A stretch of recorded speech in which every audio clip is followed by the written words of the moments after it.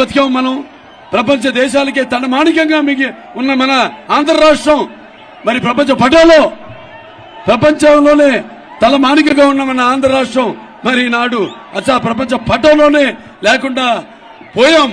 పోయే పరిస్థితులు కాదు, పోయాం అని చెప్పుకోవడానికి ఎటువంటి అనుమానం లేదు. మళ్ళీ మన పునర్వైభవం తీసుకోవాలి మన ఆంధ్ర రాష్ట్రానికి.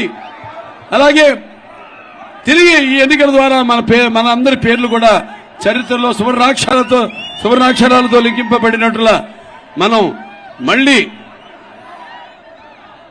మన చరిత్రను గుర్తు తెచ్చుకోవాలి. ముందు ఎన్టీ రామారావు గారు నాకు ఇంత ధనిమని జన్మనిచ్చి నన్ను మీ అందరి గుండెల్లో ఆయనకు ప్రతిరూపంగా నిలిపినందుకు విశ్వవిఖ్యాత నట సార్వభౌమ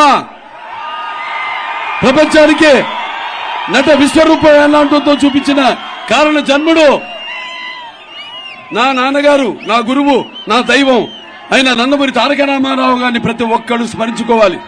ఎందుకంటే ఇది ఒక చారిత్రాత్మక అవసరం. ఇవాళ ఆనాడు తెలుగుదేశం పార్టీని పెట్టి మరి ఆనాడు ఎన్నో సంస్కరణలు, అభివృద్ధి కార్యక్రమాలు చేపట్టారు, సంక్షేమ కార్యక్రమాలు చేపట్టారు.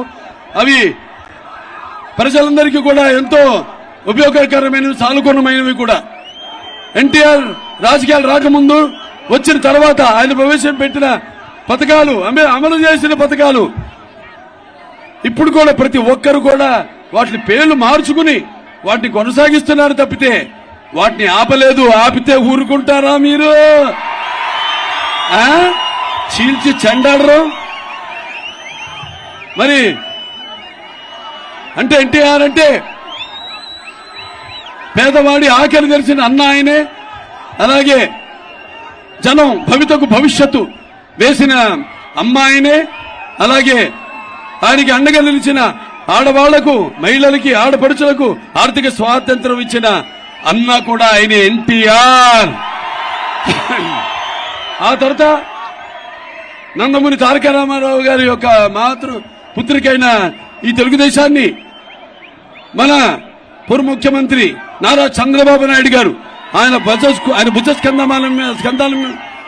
భుజస్కంధాల మీద మోసి అంతే క్రమశిక్షణతో పార్టీని ముందుకు తీసుకెళ్తున్నారు. మరి ఇప్పుడు ఇవాళ జగన్ ఏం చేశాడు? ఏమీ పీకలేదు. ఈ 3 సంవత్సరాలు, ఈ 5 సంవత్సరాలు, 3 సంవత్సరాలు రాజధాని అంటూ సమయం గడిపేశాడు. దాని తర్వాత నవరత్నాలంటూ ఈ యొక్క బయట అప్పులు చేసి ఈ నవరత్నాన్ని తీసుకొని మన భుజాల మీద పడేశాడు ఈయన. అంటే ఏమవుతుంది రేపు నవరత్నాలు? ఇవాళ 10 లక్షల కోట్ల రూపాయలు అప్పు అంటే ఎవడు తీరుస్తాడు? ఇవాళ ఆడవాళ్ళు నీ ఎంత మోసం చేస్తున్నాడు ఆయన. ఏదో బట్టలు వస్తే మీ ఖాతాలో డబ్బు పడుతుంది అన్నాడు. ముందేమో ప్రతి పిల్లలు ఎంతమంది ఉంటే ప్రతి పిల్లాడి పేరు మీద, ప్రతి ఆడపిల్ల పేరు మీద కూడా 15,000 రూపాయలు అన్నాడు. చివరికి ఒక బిడ్డకి ఇస్తున్నాడు. మరి అది ఎంత? 2,50,00,000 కోట్ల రూపాయలు. మరి మిగతా 10 లక్షల కోట్ల రూపాయలు ఏమైనట్టు మీరందరూ అడగాలి ఏమైందని. మాట తప్పనంటూ మంట పెట్టేశాడు రాష్ట్రానికి. అంటే మడమ తిప్పనంటూ మెడలు విరిచేస్తున్నాడు. అలాగే ఈ యొక్క మద్యపాన నిషేధం అంటూ పేదవాళ్ల అన్నపానీయాలు మొత్తం తన ఈ యొక్క మద్యం ఆదాయంలో పోసేస్తున్నాడు. అలాగే జగన్ అన్నట్టు చలగల పీడిస్తున్నాడు. అలాగే మావయ్యనంటూ మనోభావాలు తగలబెడుతున్నాడు. అలాగే నవరత్నాలు అంటూ అందరి నడువులు నవనాడులు కృంగదీస్తున్నాడు. నేనుంటే అంటూ, అవును నువ్వుంటే ఎంత క్రూరత్వం, ఎంత దగా మోసం ఉంటుందో నిరూపించావు. అలాగే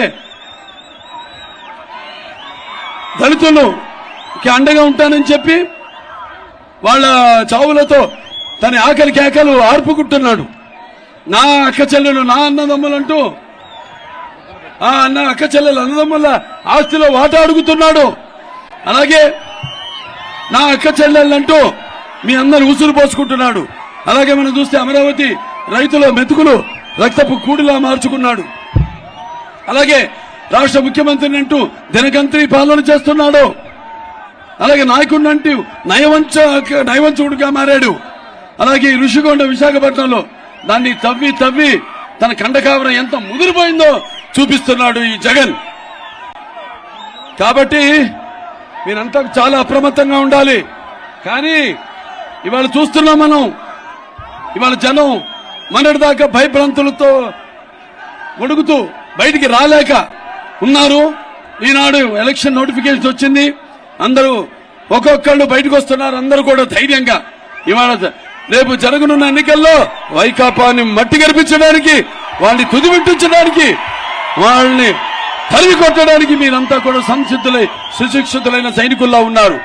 విర్రవీక్కు జగన్, నీ సమయం దగ్గరికి వచ్చింది. నీ పొగరు నడుము విరిచే రోజు దగ్గరలో ఉంది.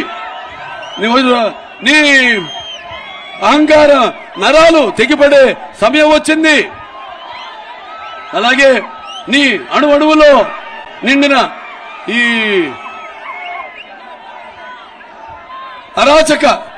అరాచకం అంతమైపోయే ఈ ఎన్నికల యుద్ధం మొదలైంది. అలాగే నేను అంటూ విర్రవీగే నీ ఈ అధికార మదమే నీ నడు విరిచి నీ అహంకారపు కొమ్ములు వంచి నీ బతుకు ఏపాటితో చెప్పే ఎన్నికలు సునామీ రాబోతుంది జగన్, గుర్తుపెట్టుకో.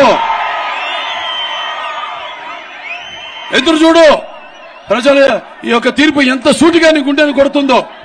అలాగే కళ్ళు మూసుకుపోయి ఒళ్ళు మరిచి ఇన్నాళ్లు ప్రజలను మట్టి కరిపించి మరి చేసిన దుర్మార్గపు పాలనకు ప్రజలంతా ఏకమై నిర్దిష్టాన దీక్షతో నిన్ను మట్టిలో పాతిపెట్టి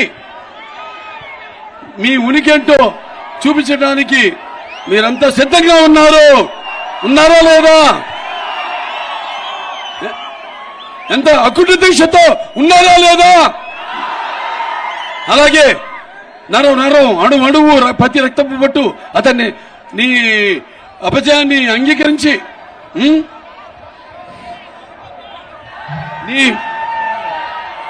నీకు సమాధానం చెప్పే రోజు దగ్గరలో ఉంది. కాబట్టి మీరందరూ గుర్తుపెట్టుకోండి, ఇవాళ మన తెలుగుదేశం పార్టీ అధికారంలో ఉన్నప్పుడు రాయలసీమను రాయలసీమగా చేసింది.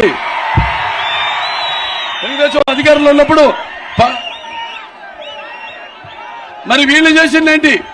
ఈ రాయలసీమను నెత్తురు మరకలుగా చేసింది ఈ వైకాపా ప్రభుత్వం. అలాగే తెలుగుదేశం పార్టీ అధికారంలో ఉన్నప్పుడు